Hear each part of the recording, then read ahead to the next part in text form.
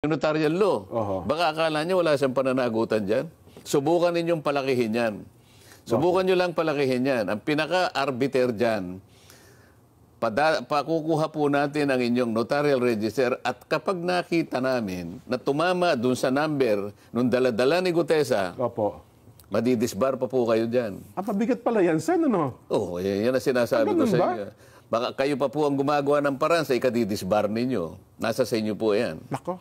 Pag-usapan natin na sinasabi ng abogada na nagnotaryo na hindi niya pirma yon. Yung nakapangalan mismo mo doon. O sige, sabihin na natin na maring hindi niya pirma, no? Granting na hindi niya pirma.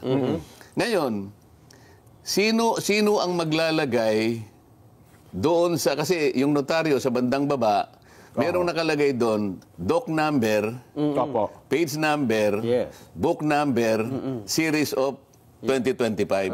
Paano niya makikita yung notarial register ng abogadong nagnotarya?